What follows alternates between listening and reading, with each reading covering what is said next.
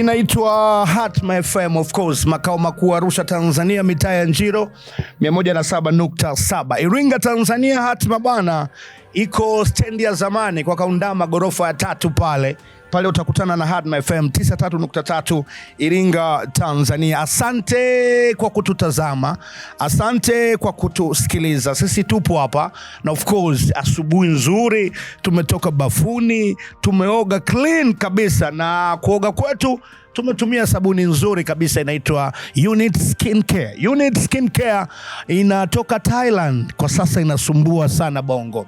Sabuni kutoka Thailand ziko za aina 3, right? Kuna pakaya, right? Kuna ukwaju, lakini kuna maziwa pia. Bei yake ni buku 3, huwezi amini. Ukiingia dukani ukikuta hii hawakuuzi zaidi ya 3,000.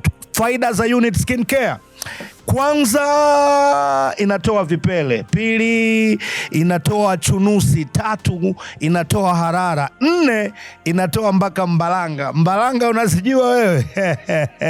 Sabuni moja pekee Tanzania ambayo inaweza ikatoa mpaka mbalanga inaitwa Unit Skincare. Sabuni kutoka Thailand ziko za aina 3, iko ya pakaya, iko maziwa, iko ukwaju. Ukiingia duka lolote Iringa Tanzania, sema nataka Unit Skincare. Pale Moshi, ingia duka moja linaitwa Nondo Cosmetics. Of course tuko pale Moshi, Nondo Cosmetics, duka moja kubwa la urembo. Waambie nataka Unit Skincare, au wao wakikuangalia usoni watajua wakupe pakaya, wakupe maziwa, au wakupe ukwaju. Pale panaitwa Moshi, Kilimanjaro, Tanzania, Nondo Cosmetics. Arusha, maduka yote ya urembo nenda kaulizie Unit Skincare. Pale Manyoni barabara ya sokoni kuna mwanetu pia ana sabuni za Unit Skincare. Iringa wapi?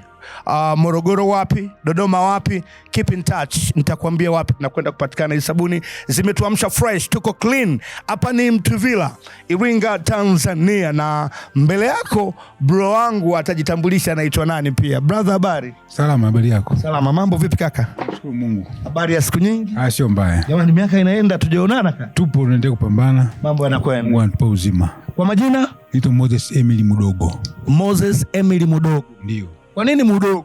Mudogo ni jina la, niseme sio kama ukoo, lakini kule kwetu ni wakinabia Yombo. Sasa huwa nahisi kama walikuwa wawili, mkubwa na mdogo. Sina undani zaidi, lakini nahisi kama wazee wetu walikuwa wawili, mkubwa na mdogo. Sasa hii mdogo sisi tukachukua kama bwana bro anaitwa Mose. Vijana ambao tumekaa Iringa wa umri wangu mimi, kutoka miaka ya 2001 kwenda mbele, lazima utakuwa unamfahamu. Vijana wa umri wangu mimi ambao tumezaliwa Iringa, tunaishi Iringa, lazima utakuwa unamfahamu. Kwa nini? Inawezekana pengine kuna siku ulikuwa unamwangalia huyu bro ukawa unatamani uishi maisha kama yake, kwa sababu alikuwa very clean. Kwanza Magobole alikuwa na hela huyu kaka, wewe kaka anapendeza. Alafu na huu urefu, Mose akitembea kama ana swing Mnyamwezi. Yaani tu unanielewa. Sisi tulivyokuwa tunakuwa matamanio, anatamani kuwa kama Mose, kwa sababu Mose yuko clean, msafi, anapiga kazi balaa. Mose ana hela, lakini amini ninachokuambia, haupo na malaika yako niko naye. Mose, msimama kidogo hivi watu wakuone. Simama, mwangalie anaposimama. Na yule bro niliyekuwa namsifia, nasema alikuwa mtu msafi, bisho, ana hela, mzima kabisa. Mwangalie leo alivyo. Na hapo ulipo, sali, mshukuru Mungu kwa kuwa uko clean. Alizaliwa mzima kabisa. Bro wangu, naomba ukae. Sasa nilitaka nikupe mfano ili umuone, alafu ndo story ianze. Mose ni mtoto wa nani? Ni mtoto wa mama nani? Mtoto wa baba nani? Na Mose ni mtoto wangapi kuzaliwa, na amezaliwa wapi? Mimi ni mtoto wa marehemu Emily Mudogo, ambaye miaka ya nyuma alikuwa mkurugenzi wa maendeleo mkoa hapa Iringa, na ni mtoto wa 5 katika watoto 6. Hivi ukisema miaka ya nyuma kidogo ya dingi, ukurugenzi wa maendeleo ilikuwa ni zamani sana? Hapana, ilikuwa ni miaka kuanzia ya 90 kitu mpaka 2000 hapo. Okay, 90 kitu mpaka 2000. Dingi alikuwa serikali. Alikuwa serikali, alikuwa mkurugenzi wa maendeleo mkoa. Na maisha alikuwa mazuri. Tuko vizuri na tunaendelea kukua. Nimekuelewa. Huko achana nako. Nataka nijue Umezaliwa wapi? Mimi nimezaliwa Mwanza. Mwanza ndio maskani. Ndio. Kwa hiyo Mwanza ni Msukuma? Hapana, mimi Uhaya. Okay. Lakini nilizaliwa Mwanza, baadaye katika kutembea mzee katika kazi na huku. Lakini asilimia kubwa sasa nikaja Iringa, ndo nikaanza darasa la kwanza wakati mzee na mama mikoa. Tayari tulikuwa na nyumba Mtuvila, kwa hiyo nikabaki Mtuvila nikasoma mpaka form 4. Nataka tuanzie hapo. Darasa la kwanza uko na baba na mama? Darasa la kwanza niko na baba na mama, nimesoma Gangilonga. Gangilonga. Ndio. Mwaka gani? Mwaka kidogo. Lakini unakumbuka form 4 ulimaliza mwaka gani? Form 4 kwenye 93-94. Ndio. Na mtaka mwezi wa kuanzia 94 alijikuta amemaliza form 4 alifeli. Kwa kweli nilifeli, na kufeli kwangu tayari mimi wakati niko nyumbani tayari nilikuwa nimeshaingiza kwenye mambo ya mzunguko wa hela. Aha, ulikuwa tayari unapambana hela ipate. Kwa hiyo unaona pale nyumbani kuna usafiri, kuna nini, kwa hiyo nikichukua usafiri nikienda na sanya napata hela. Kwa hiyo sikuona kama shule ni something kwangu. Unamaliza form 4 mshua ni bado mkurugenzi? Hapana, alikuwa ameshastaafu. Lakini pamoja na kustaafu nyumbani tulikuwa safi. Tunamshukuru Mungu, tulikuwa tunaendelea vizuri. Nakuelewa. Mose, mmezaliwa mkoa ngapi? Tuko 6, lakini mmoja tumemzika mwaka jana. Mwaka jana? Ndio, wa kwanza. Okay, first born. Pole sana. Wa pili? Wa pili yuko Mwanza. Anaitwa Edith Mudogo. Mwanza hiyo. Yuko Mwanza. Wa tatu anaitwa Eric Mudogo. Mwanza. Yuko Dar es Salaam. Dar es Salaam. Maisha yanaendelea. Maisha yanaendelea. Wa nne yuko sister wangu anaitwa Beatrice. Yuko wapi? Yeye huwa anazunguka, ni mambo ya tours. Kwa hiyo mara anakuwa Arusha, mara anakuwa Watano ndo mimi. Ndo wewe. Last born Lisa, ambaye yuko mara ya mwisho yuko Dar es Salaam. Sijui kwa kipindi hiki sasa hivi atakuwa yuko wapi. Na ile tuingilie huku toka. Nayo mpambanaji kama kuelewa. Ndio. Form 4 tu Mose alikuwa anaiba gari ya dingi anasani. Ndio. Kwa wapi mpaka wapi? Mission Town tu hapa, mara umechukua mizigo umepeleka huko, umechukua mizigo umepata chateni nini, mambo na dingi ana noma. Dingi ana noma. Sasa ile ikanifanya nizoee sasa. Baada ya wao kuanza kunishawishi kwamba niendelee kusoma, mimi nikamwambia na mbona kuna vyuma vinaharibika. Kwa hiyo mimi naomba tu shule sasa hivi niache, nitajiendeza mwenyewe. Mimi naomba mnipe chuma. Ndio akanipa chuma. Chuma ya kwanza ilikuwa chuma gani? Stout. Kichwani mwa Mose aliomba chuma kwa dingi. Kweli alikuwa amejipanga kichwani aanze kazi au alikuwa wengi la utoto? Hapana, wakati nimeanza wengi la utoto lilitoka. Baadaye nikaona wapambanaji wengine wanapambana mjini, wanakia kipindi hicho. Na umri mko sawa. Na umri tuko sawa. Akasema kwani mimi nashindwa kwa vipi? Kwa hiyo na mimi nikaomba kwamba naombeni hii, kwa sababu mzee ungeambia unataka kuuza asingeweza kukuelewa. Kwa hiyo nikaomba ile, nikauza, nikapita hivi.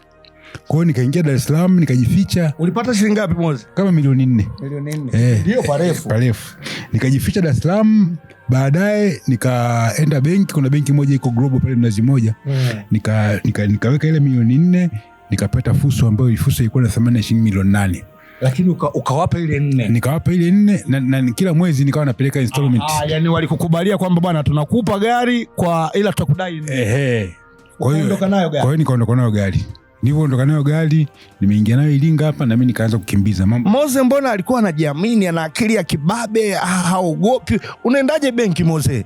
Kwa sababu niligundua kitu kimoja, kwenye utafutaji asilimia kubwa lazima usubutu. Na kwenye kusubutu unaweza ukawa una wazo lakini ukawa una mtaji. Sasa ukienda kama kuna kwenye taasisi ukawa umepeleka wazo lako na wakaliona liko clear, wao wako tayari kukusaidia. Na wewe wanapokupa, wewe tu mwaminifu kurejesha ili utengeneze CV ya kwenda kukopa mbele zaidi. Ndio. Kwa hiyo uliaminika kijana? Niliaminika. Tumedondoka Iringa na fuso ya milioni 8. Ndio. Kichwani Mose anawaza ifanyie nini? Nilikuwa nawaza kufanya kama wanavyofanya wenzangu, kwa sababu wanapokimbiza nyanya nini. Kwa hiyo na mimi nilikuwa nakimbia na misimu. Kwa hiyo sasa mimi kwa sababu ya kwangu ilikuwa na deni, mimi nilikuwa sichagui msimu. Mimi nilikuwa kama msimu wa chungwa na hamia Tanga. Bwana. Msimu wa wapi na hamia huku. Kwa hiyo na maana kwa sababu ya ile marejesho lazima uende nayo sawa. Baada ya kumaliza tu rejesho la Mose anaendesha mwenyewe au nilikuwa naendesha mwenyewe. Kwa nini Mose? Kwa sababu unajua magari, mimi asilimia kubwa tuseme katika vitu ambavyo niliviamini kwenye ndoto, udereva nilikuwa naupenda. Kwa sababu kwa mama nilihisi mimi udereva. Kwa hiyo nikaona kwamba hata kama nimeshindwa kusoma, lakini kwenye ile udereva unaweza kunitoa. Na kweli ulinitoa hatua moja kwenda hatua nyingine. Kwa sababu mimi ninachokuambia, katika miaka yote ambayo nimeendesha gari sijai kugonga hata side mirror. mpaka nafikia kuona semitela 4 yeye gonga hata saitimila. Kwa hiyo nilikuwa nikikaa pale kwenye mashine natulia. Hivi Moze kipindio hanywi hafanyi chochote? Kipindi hicho sinywi, sivuti bangi. Mimi nimekaa miaka 10 nikiwa kanisani, nimeokoka, naendelea kumpenda Yesu. Subiri, unanipeleka mbio Moze. Nataka tuanzie ulivyopata fursa Iringa. Maisha yalikwendaje mpaka ukaja kubadilisha tena kitu kingine? Nilianza ile fursa, nikaanza kukimbiza machungwa. Nimekimbiza machungwa Nairobi, tukimaliza msimu tunatoa Tanga, Mweza. Kwa hiyo hapo Moze Iringa unakuwa umehama. Iringa nakuwa nimehama. Moze alikuwa na mke kipindi hicho? Nilikuwa na mke. Ushaoa? Moze ulioa mapema? Niliwahi kuoa kwa sababu mimi form 2 tu tayari nilikuwa nisha mpa mama mtoto ujauzito. Kwa hiyo form 2? Form 2. Kwa hiyo tayari unampa mimba ikabidi tuwe naye. Lakini mtoto naye mlikuwa mnasoma naye? Tulikuwa tunasoma naye ile ndio. Shule moja. Akapata gold. Nini kilitokea hapo? Yaani mkafanyaje? Ni utoto sasa. Kwa sababu naogopa usije ukasema walikushtaki labda ilikuwa. Hapana. Tulifika mahali tukaelewana, tukaisha, na uzuri alipokelewa na familia. Kwa hiyo naye akawa anajiendeleza akiwa nyumbani. Moja ile ndio umemaliza mwaka gani? Sasa hapo nafikiri 93, nikiangalia kwenye grupu mnafikiri kama 93 hivi kitu kama hicho.